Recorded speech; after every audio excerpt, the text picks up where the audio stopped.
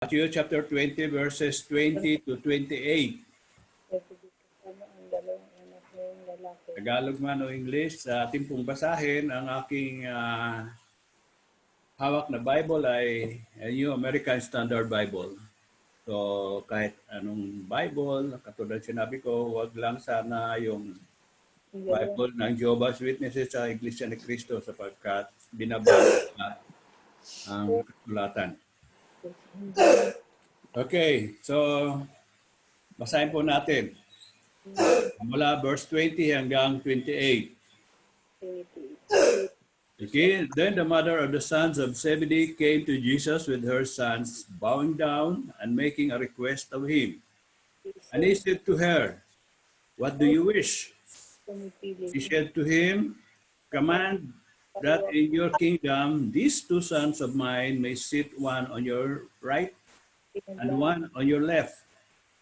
But Jesus answered, "You do not know what you are asking. Are you able to drink the cup that I am about to drink?" They said to him, "We are able." He said to them, "My cup you shall drink, but to sit on my right hand, on my left, this is not mine to give, but it is for those for whom it was been prepared by my Father." And hearing this, the ten became indignant with the two brothers. But Jesus called them to himself and said, "You know that the rulers of the Gentiles lord it over them, and their great men exercise authority over them. It is not this way among you, but whoever wishes to become great among you shall be your servant. And whoever wishes to be first among you shall be your slave. Just as the Son of Man did not come to be served, but to serve and to give his life a ransom for many." Praise be the reading of his word. So hanggang 28 tayo. Hanggang 28 lang. So, bago tayo tingin natin ang gabay sa atin ng ating Diyos, ng Banal Espiritu. Tayo manalangin. Aming Diyos, kabanalang Diyos, aming tunay na gabay at tagapagturo. Aming banal na Espiritu, gabayan niyo muli ang aming puso't isipan sa katotohanan, sa aming pong pag-aaral, pagnamnam ng iyong banal na salita, upang sa ganon ay patuloy po ang aming buhay ay mabago at patuloy kaming maging tagapagpaganap at hindi tagapakinig lamang ng iyong banal na salita. Sa inyong kapangyarihan, Panginoong Diyos, ay pamuhay namin ang iyong kalooban, katwiran, ang iyong layunin sa aming buhay at maging marapat sa inyong pagkatawag sa amin. Sa pangalan ng aming Panginoong Hesus, ito po ang aming pasasalamat at dalangin. Amen. So, servant's heart. Ito ang nais ng Diyos sa atin na maging tunay na alagad o lingkod ng Diyos. So, binabagatan ko na ang pamagat na aking isi-share na rin ay be a true servant. So, bigyan muna natin ang background, yung mga talata. Okay, so lumapit ang ina ng magkapatid ng Zebedee, si John at saka si James. Okay? At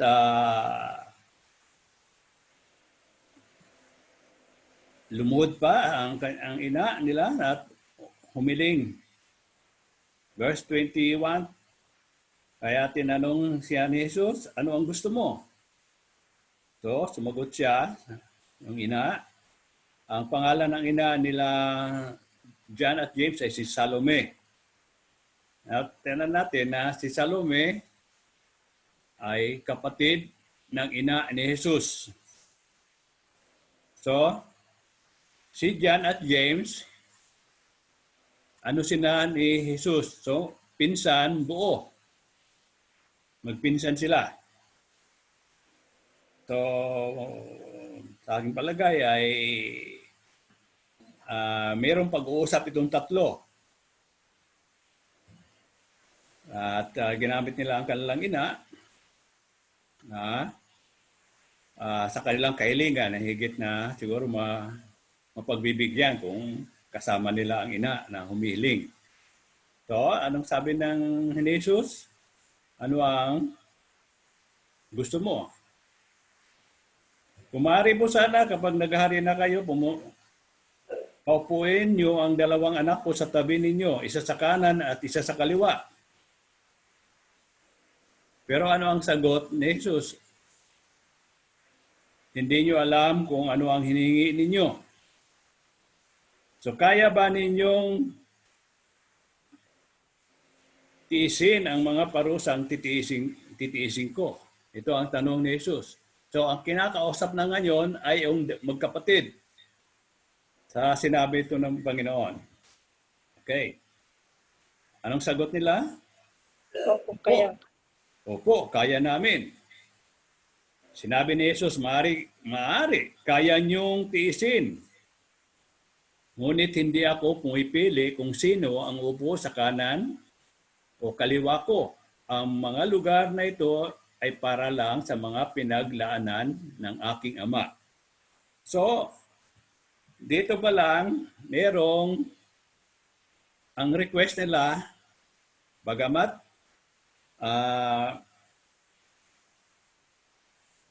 kaya nila sapagkat talagang tagasunod sila ng Panginoon. At tingnan natin kung bakit ganito ang kahilingan nila. Ang kahilingan nila ay out sa kanilang ignorance. Hindi nila naunawaan ang layunin ni Kristo sa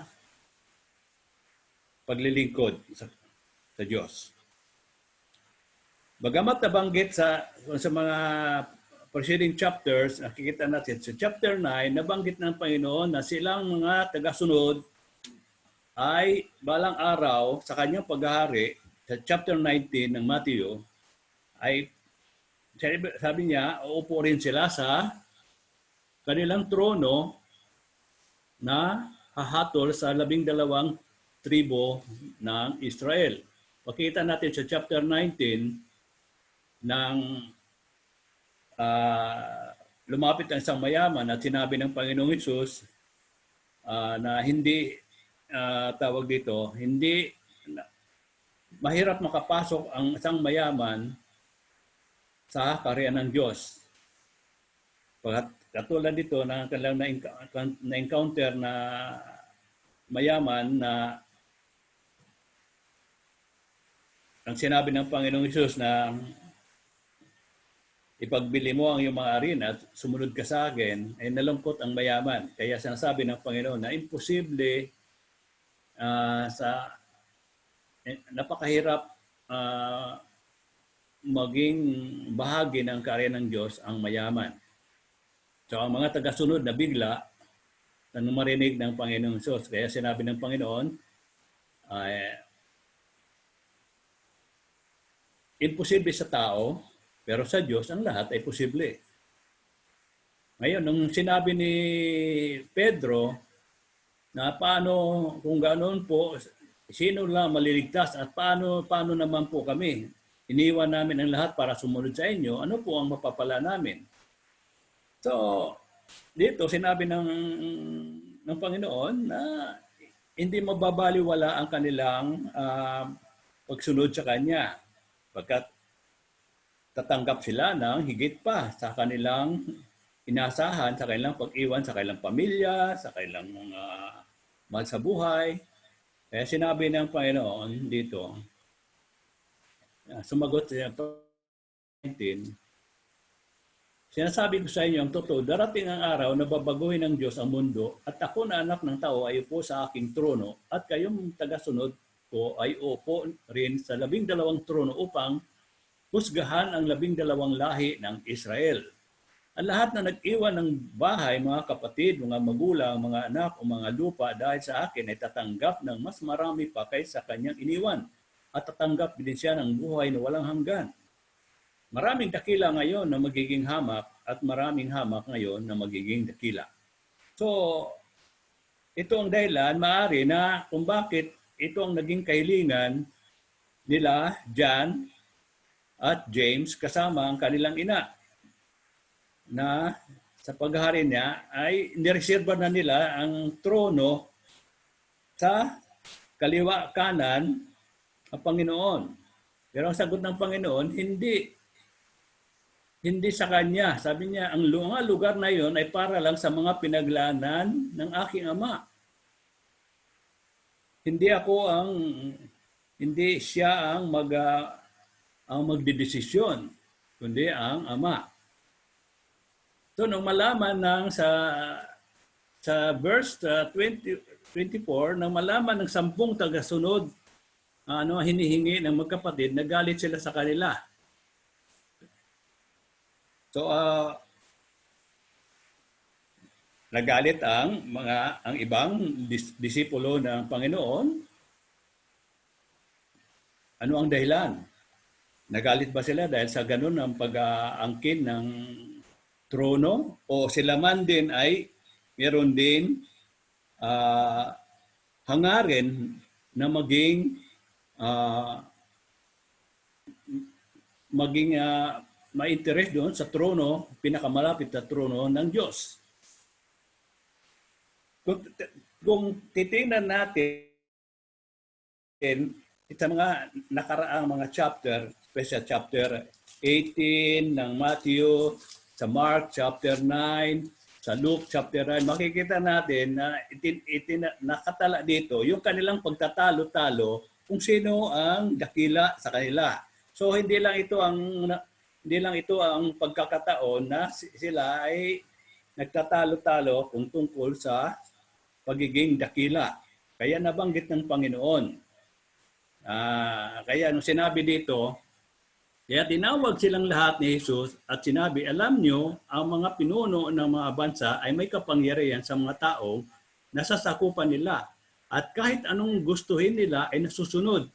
Ngunit, hindi dapat ganyan sa inyo. Sa halip, ang sino man sa inyo na gustong maging dakila ay dapat maging lingkod ninyo. At ang sino man sa inyo na gustong maging pinuno ay dapat maging alipin ninyo. Maging ako na anak ng tao ay naparito sa mundo, hindi upang paglingkuran, kundi upang maglingkod at magbigay ng aking buhay para maligtas ang maraming tao. So, ito ang picture sa mga disipulo ng Panginoon, especially sa kahilingan ng dalawang magkapatid at kasama ang kanilang ina at ang reaksyon ng mga ibang alagad ng Panginoon, ang 10 alagad o mga apostles. So, tingnan natin ang itinuro sa kanila ng Panginoon.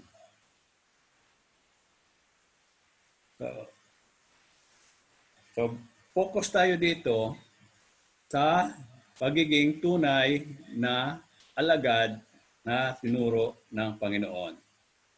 Okay. Pero kung yung kwento na isang anak ng mayaman, si Marion Mill, na panganak siya ng 20th century, early 20th century, 20th century. Siya ay isang prinsesa. Pinanganak siya sa palasyo sa Hungary. At ang una niyang spoon ay pure gold. Isang purong ginto. Sapagkat mayaman sila. Isa siyang prinsesa.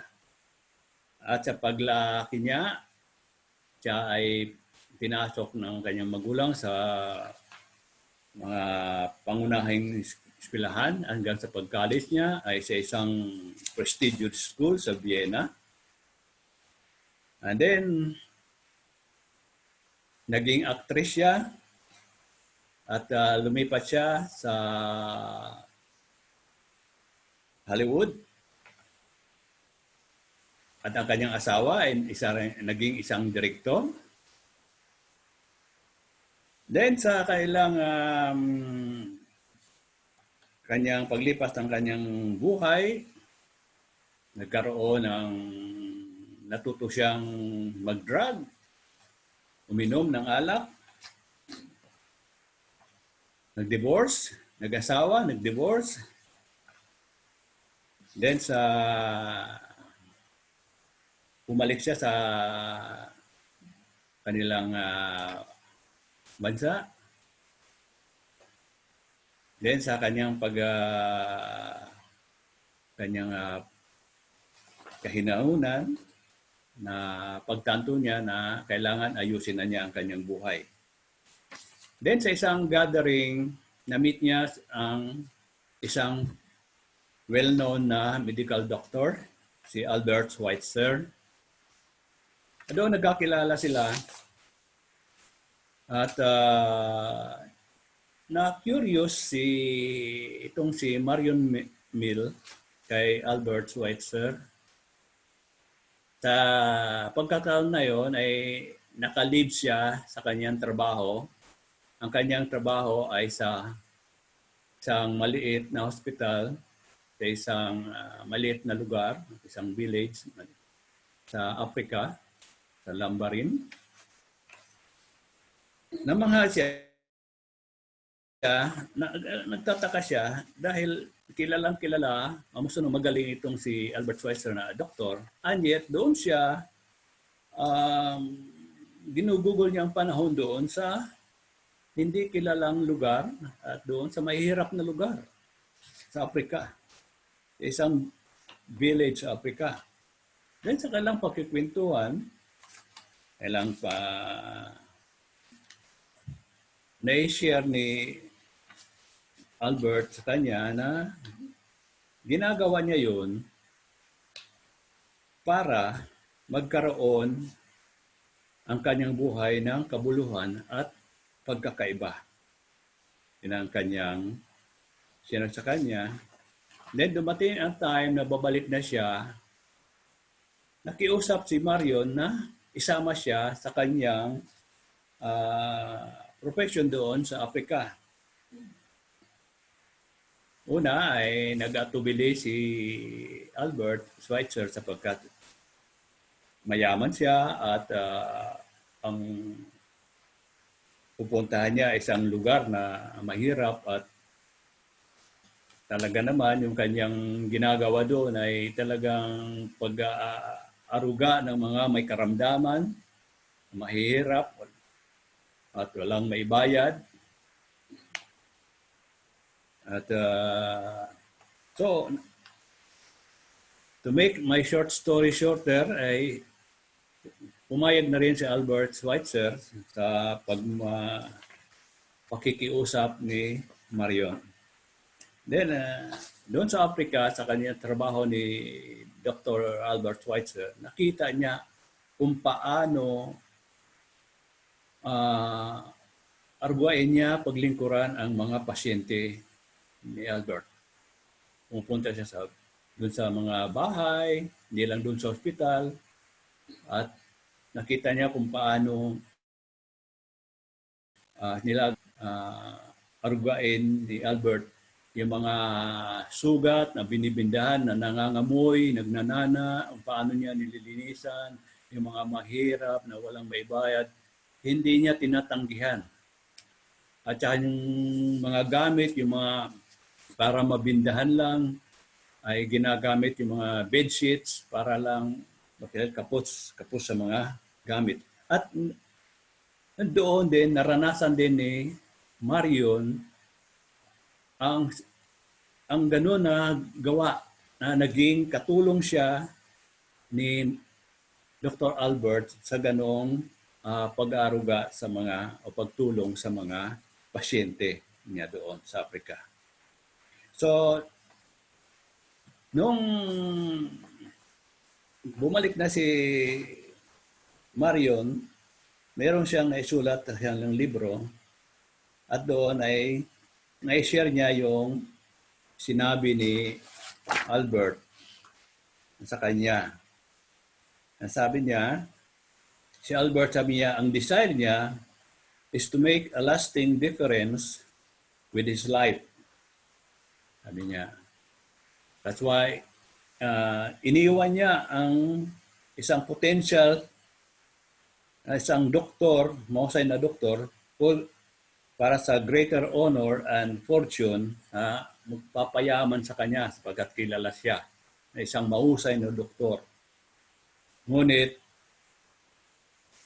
yun ay tinanggihan ni Dr. Albert at pumunta siya doon upang pagsilbihan ang mga walang may bayad sa kanya at mga may hirap na mga tao.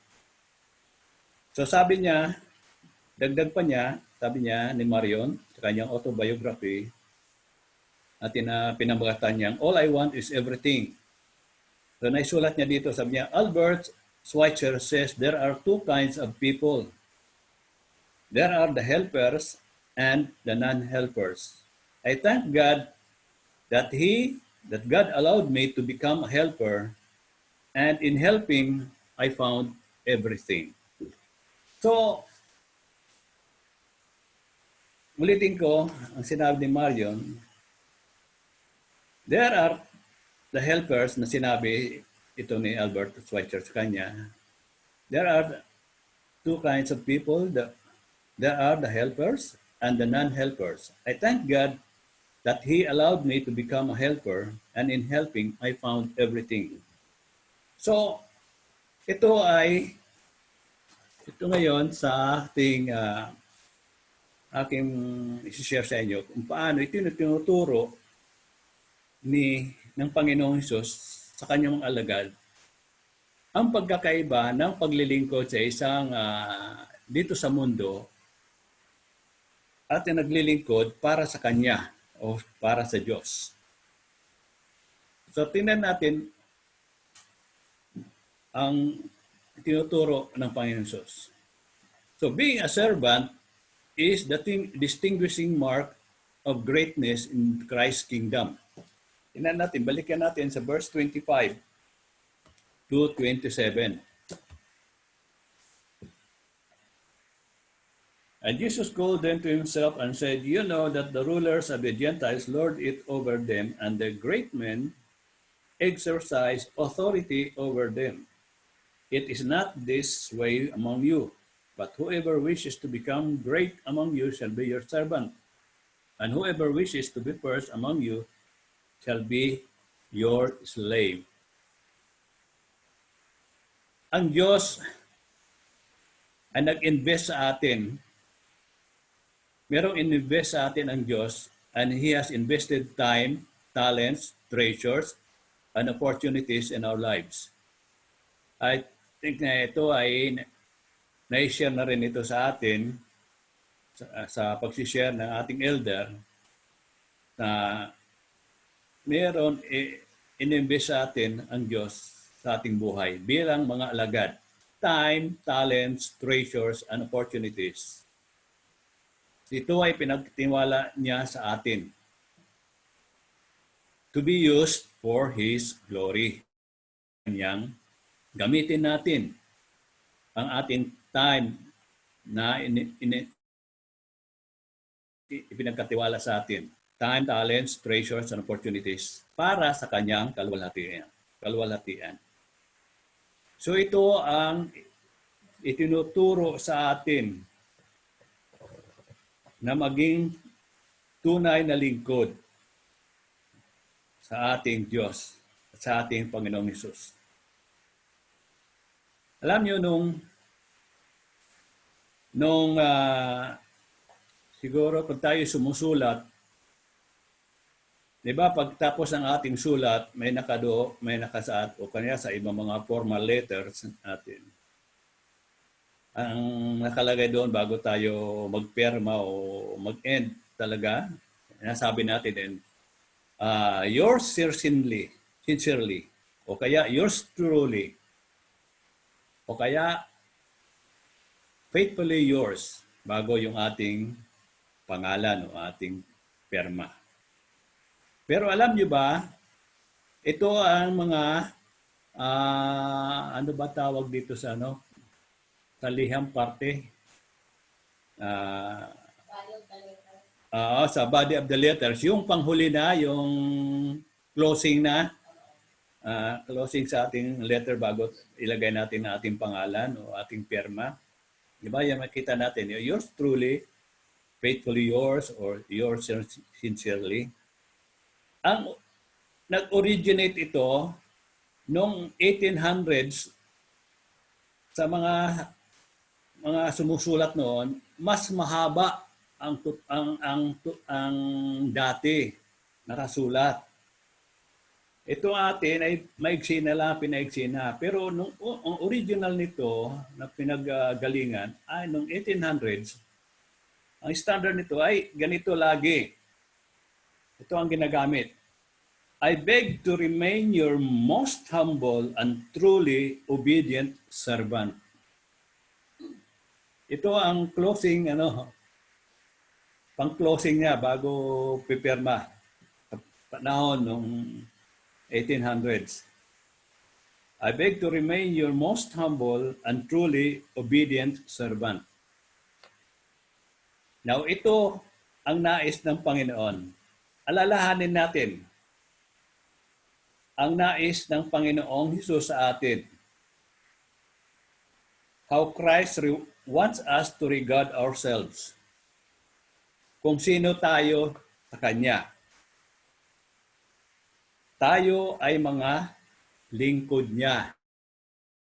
Bagamat sinabi ng Panginoong Hesus that the Son of Man did not come to be served, but to serve and to give His life as a ransom for many. Pero tandaan natin, tayo ay mga lingkod niya. Tinawag tayo para maging katulong niya sa kanyang layunin dito sa mundo. So it is the disciples means to follow Christ's example. Tingnan natin, ang sabi ng Panginoon sa verse 27 and 28, and whoever wishes to be first among you shall be your slave. Just as the Son of Man did not come to be served, but to serve and to give His life a ransom for many. Now, tingnan natin yung salitang to give His life a ransom for many. Yung many dito ay yung mga disciple ni Jesus Christ. Yung mga tumanggap sa Kanya bilang Panginoon at tagapagligtas ng Kanyang buhay. Pagkat hindi lahat, bagamat ang gospel ay para sa lahat, hindi lahat ay tatanggap sa Kanyang persona o hindi tumanggap sa Kanya bilang tagapagligtas at Panginoon ng kanyang buhay. So yung many dito ay tumutukoy sa mga disciples o mga tumanggap o mga nag-surrender, sinurrender ang kanilang buhay para maging Panginoon at tagapagligtas ang ating Panginoong Hesus. Makikita natin to. Tingnan natin ang halimbawa pa ng Panginoon bilang pagpapalawak sa sinabi niya na the Son of Man did not come to be served, but to serve and to give His life a ransom for many. Ang tagpo sa John chapter 13. Now, tandaan natin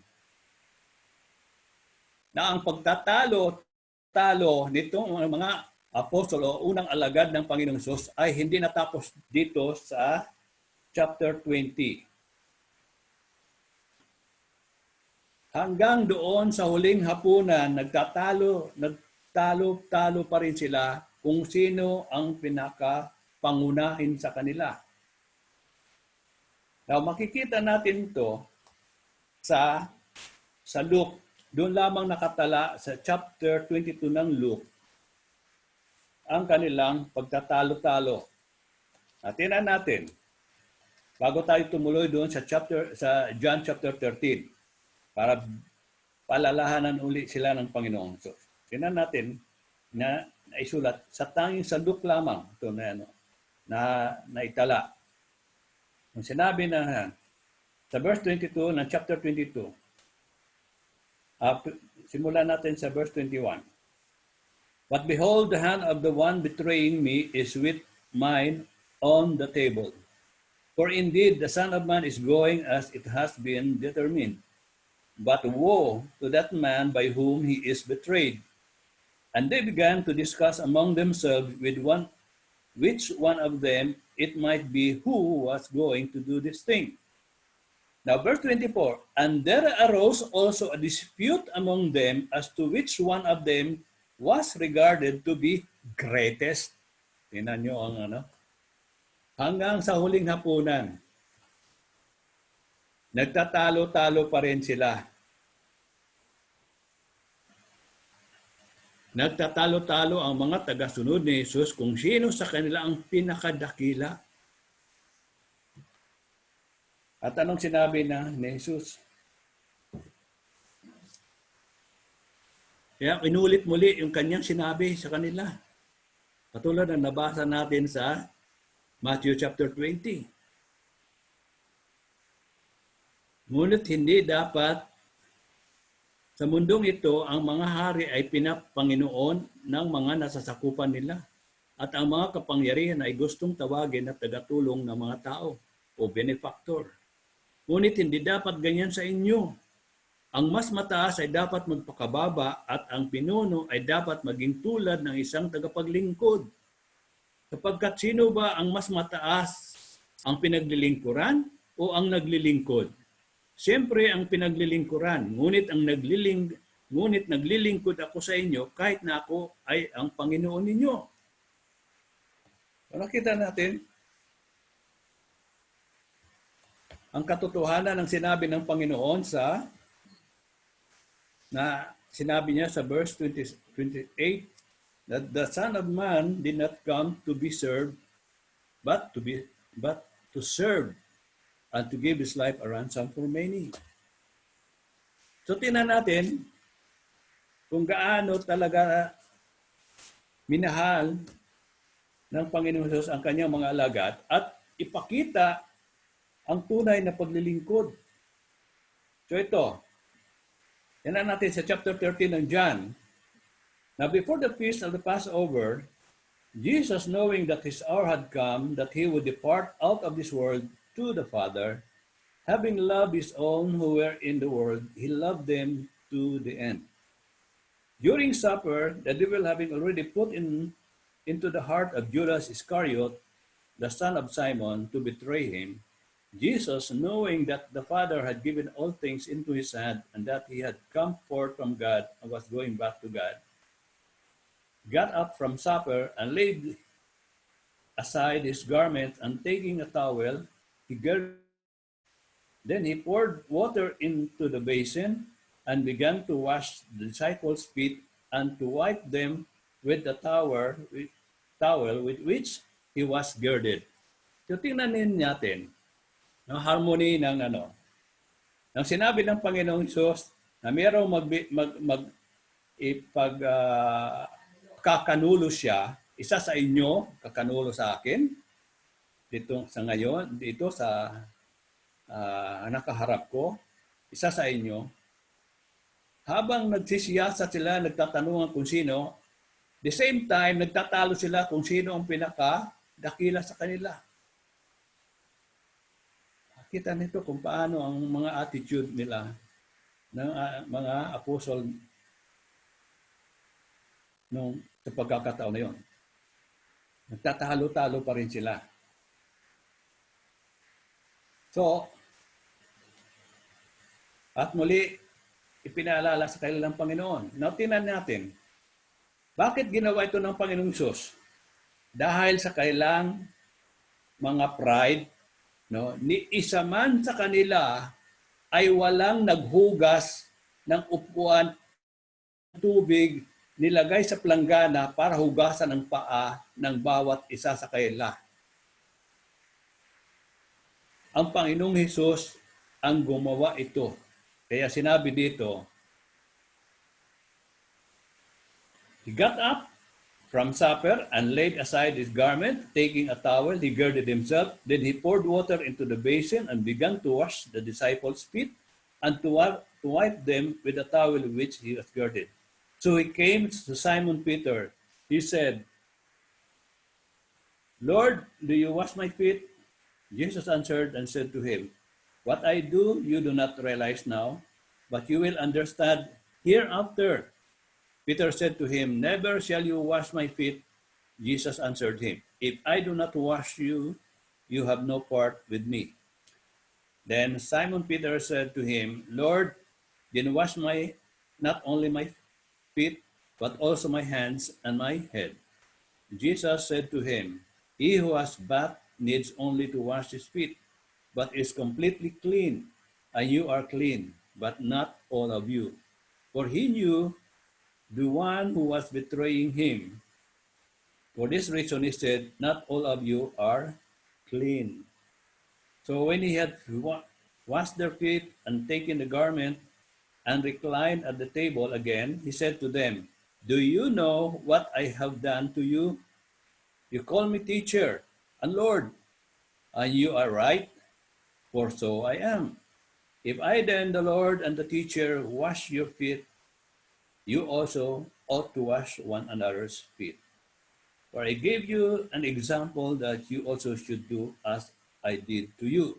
Truly, truly, I say to you, a slave is not greater than his master, nor is the one who is sent greater than the one who sent him. If you know these things, you are blessed if you do them. So makita natin ang mga pride ng mga disciple niya ng pagkakataon nito. Nagtatalo-talo kung sino ang great, ang pinakadakila sa kanila. Di walang nag-initiate para hugasan ang kanilang paa ng bawat isa dahil sa kanilang pride. Ba, ako siguro si Peter na isa na dyan. Ba, ako ang laging sumasagot sa Panginoon. Dapat ako ang mangunguna sa inyo. Lalo naman yung dalawa. Si James at saka si John. Bakit pinsan ko yan? Buong pinsan ko yan ang ating Panginoon. Magkapatid ang ang ina namin. Tapos sila pa yung sa inner circle. Sila pa yung sama-sama lagi. Yung pinaka-close ng Panginoon. Sila yung nakakita doon sa kaluwalhatian ng Panginoon. Silang tatlo nila Pedro, James, Peter, and John. Sila ang nakakita. Makita natin sa chapter 17 ng Matthew na sinama sila sa bundok.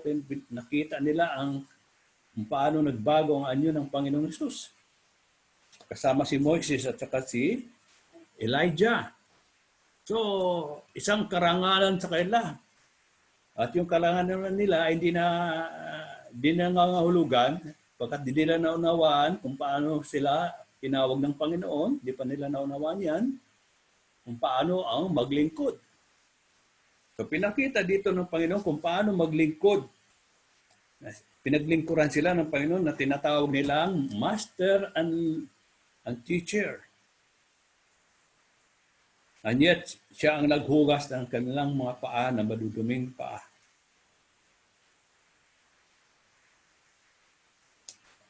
So, anong tinuturo dito? Ang sabi ng Panginoon, follow my example. So, it is the disciples' means to follow Christ's example. Pinakita sa kanila ng Panginoon. Dinemonstrate sa kanila kung paano ang pagiging tunay na servant, ang pagiging tunay na dakila sa mata ng Diyos. So then, ito pa ang nais ng Panginoon na dapat nilang talagang matutunan. Sa verse 28, balikan natin sa verse 28 and chapter 20.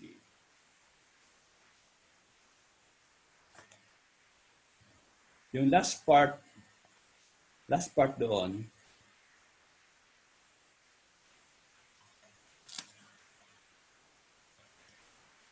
and sabi niya, maging ako na anak ng tao ay naparito sa mundo, hindi upang paglingkuran, kundi upang maglingkod at magbigay ng aking buhay para maligtas ang maraming tao. It is the divine mode for edifying Christ's people. Sabi dito ng Panginoon, ay binigay niya ang kanyang buhay. Christ gave His life on the cross as a ransom for many. So again, sinasabi ko dito, that yung many refers to us. Tayo na mga tumanggap sa Kanya. The people He has saved from sin and eternal death. Tayo yun. Tayo yun ngayon. Ngayon nagkakatipon-tipon tayo. And I hope na lahat sana ng CCBC members ay mapagtuunan ang mga salita ng Panginoon kung paano tayo naging alagad at ano ang nais ng Panginoon sa atin na paglingkuran siya at paglingkuran ang bawat isa sa atin. Ito ang kanyang nais. Ito ang modo niya to edify Him and His people. His ministry to us did not stop there. Hindi natatapos ang pag-serve sa atin ng Panginoon, ang kanyang ministeryo sa atin. Lahat. But still giving Himself for us through His unceasing intercession in heaven and through the work of the Holy Spirit on earth. Di ba? Hanggang ngayon, ang Panginoong Hesus sa tabi ng kanyang Ama ay nagmiministeryo pa rin para sa atin. Para tayo ay tumatag, maging matibay sa ating pananampalataya, na huwag tayong laging madadapa, kundi ang makaiwas tayo din sa mga sa ating kalaban, which is sino? Kundi ang roaring lion, roaming around, Diablo. seeking whom he may devour. Sabi nga sa 1 Peter. Ang ating kalaban is not flesh and blood na hindi nakikita, ay hindi yung COVID-19, but Satan. Yan ang ating kalaban. So, hindi natapos ang sa kaligtasan, ang pagmiministeryo ng ating Panginoon Hesus till nagmiminister niya kahit nandun na siya, bumalik na siya sa kanyang sinapupunan sa tabi ng Ama. But binigyan tayo ng banal na Espiritu upang ipagpatuloy ang kanyang pagmiministeryo sa atin. The Holy Spirit bestows spiritual gifts on us so that we can build up the body of Christ by using them well. Every one of us has a role to play in this work of building the body of Christ. Meron tayong role, responsibility, ipinagkaloob sa atin. Meron tayong gifts, o mga abilities, God-given abilities sa bawat sa atin. So hindi tayo dapat magtanong, ano ba ang aking gagawin? Ano ba ang aking kakayahan? Binigyan tayo ng kanya-kanyang kakayahan bilang bahagi ng katawan ni Kristo upang paglingkuran siya, paglingkuran ang bawat sa atin. Our service to God's people is the mode by which God or our Lord Jesus accomplishes this work. Pero ang tanong, but how well have we been fulfilling our role? Gaano ba natin ginagawa talaga para masunod o mangyari talaga yung layunin sa atin ng Diyos sa pagkatawag sa atin bilang bahagi ng katawan ni Kristo? Ang role ba natin, nagagampanan natin ba? Yun ang tanong. The love for Christ should always be our self-motivation for everything we do for Him. So makikita talaga natin kung gaano natin iniibig ang ating Panginoon Hesus. Makikita yon sa atin kung paano tayo nagsiserve. Magre-reflect yan sa ating buhay. Yung availability na lang natin sa gawain na pinagkaloob sa atin. Kung minsan lang tayo nakikita sa gawain, kung minsan lang tayo nagpa-participate, makikita yan, nagre-reflect yan kung paano natin kinikilala ang ating Panginoon, kung paano natin siya iniibig, kung paano natin siya pinaglilingkuran. Availability is the greatest ability. Grace yan, binigay sa atin yung availability, yung ating kalusugan, yung kalakasan, grace, para maging available tayo sa kanyang gawain, para diyan tayo magamit sa pag-build up ng katawan ni Kristo o sa body of Christ. Sa local church, pinagkatiwala sa atin.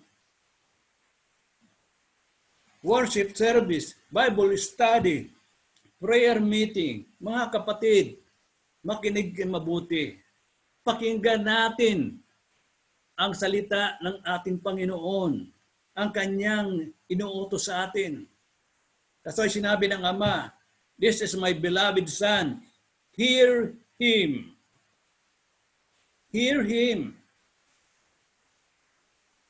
Wala tayong higit na papakinggan para matuto tayo sa puso natin ang kanyang utos, ang kanyang layunin, ang kanyang nais sa atin para paglingkuran siya at paglingkuran ang bawat sa atin ang kanyang mga banal na salita.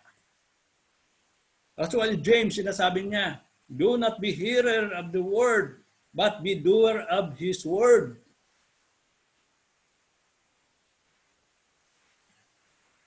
Yan ang motivation natin.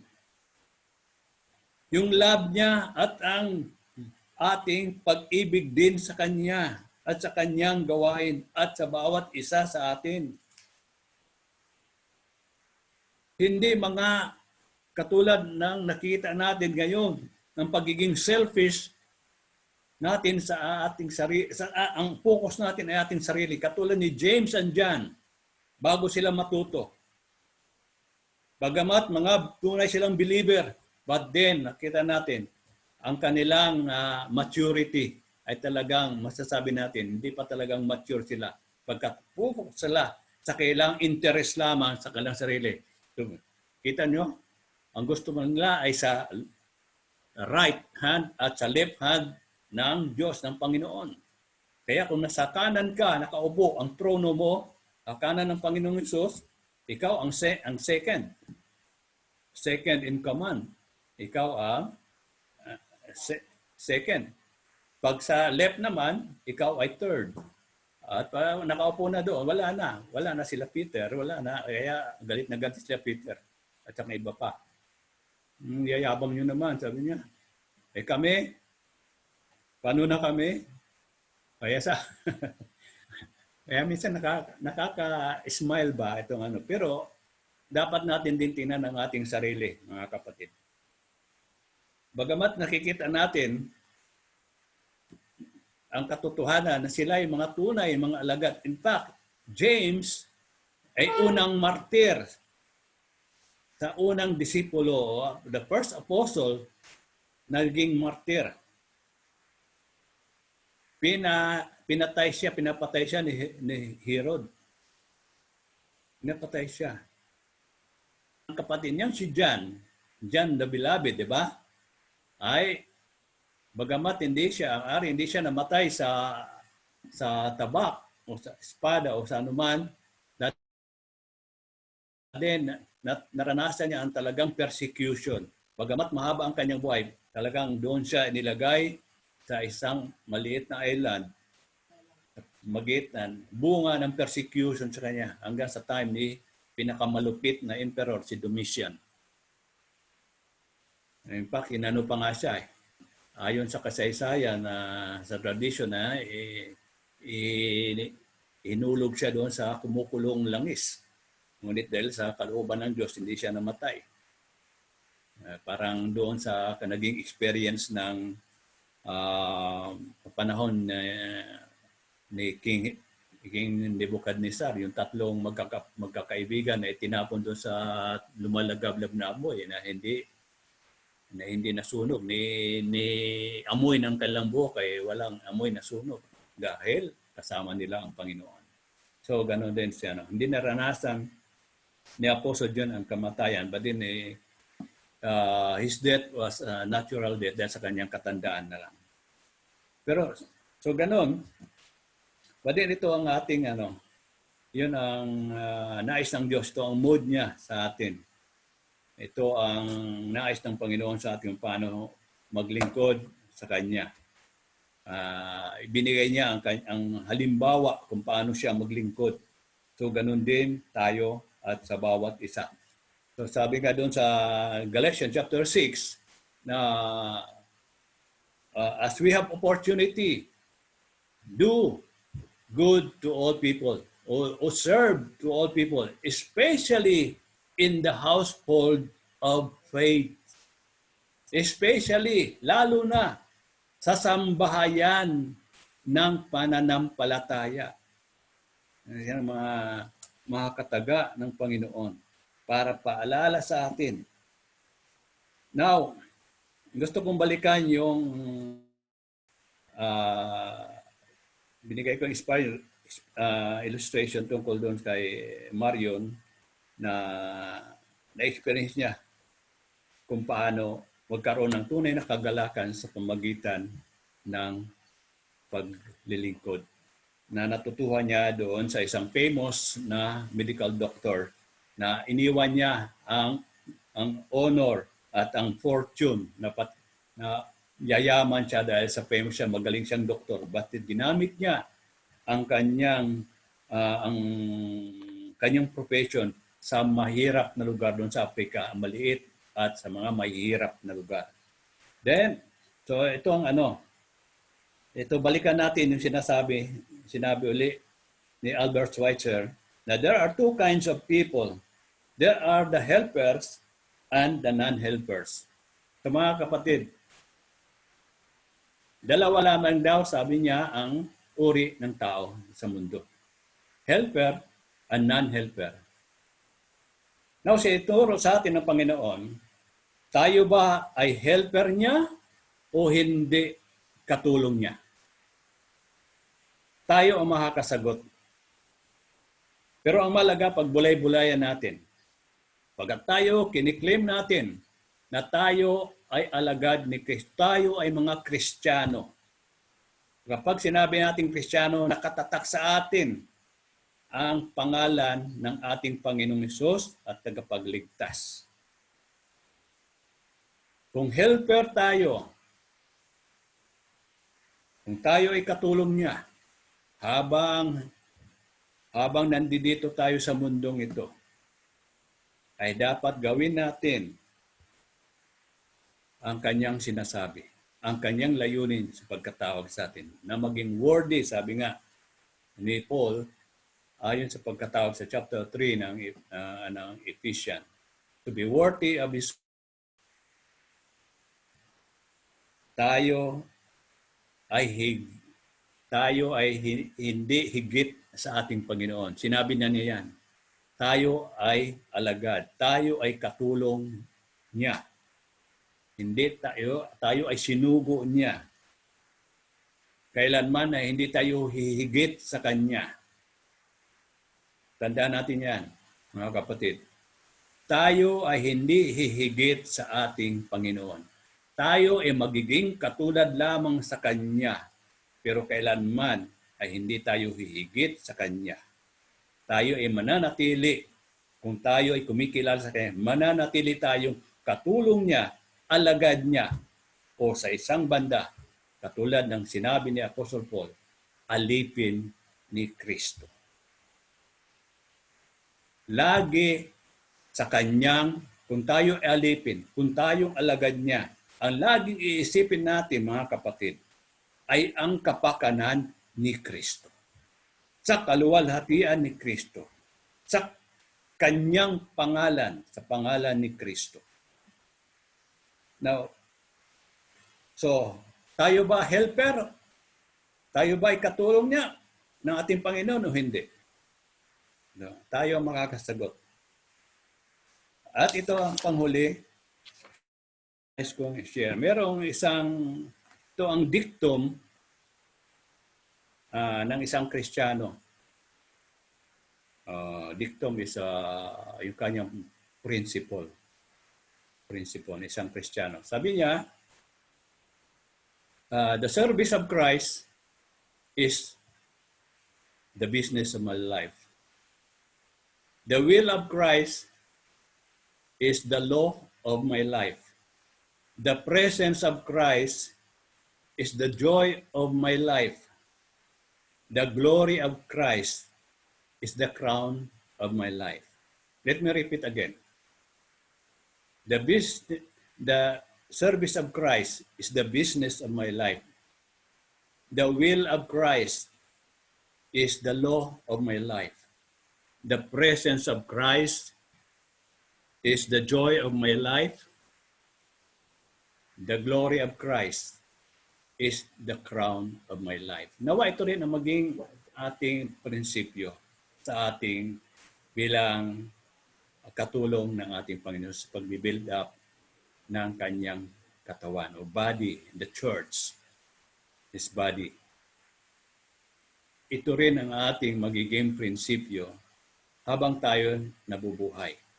Dahil like sinabi niya, so ibigin talaga natin ang ating Panginoon. Ibigin natin ang kanyang salita. Just like Francis of Assisi. Ito ang kanyang prinsipyo din. At ang kanyang prayer lagi. Lord, make me an instrument of your peace. Where there is hatred, let me sow love. Where there is injury, pardon. Where there is doubt, faith. Where there is error, truth. Where there is darkness, light. Where there is sadness, joy. For it is in giving that we receive, and it is in pardoning that we are pardoned. And it is in giving that we receive eternal life. So mga kapatid, nawa magbigay ito sa atin tunay ng pagpapaalala sa ating puso't isipan. Maitanim nawa ang nais natin pa. To love Him supremely. To obey Him completely. Yun ang nais ng Panginoon. And to do whatever for His sake, faithfully. Nawa, pagpalain tayo ng ating Panginoon sa bawat isa sa atin. Magandang umaga, and God bless you all.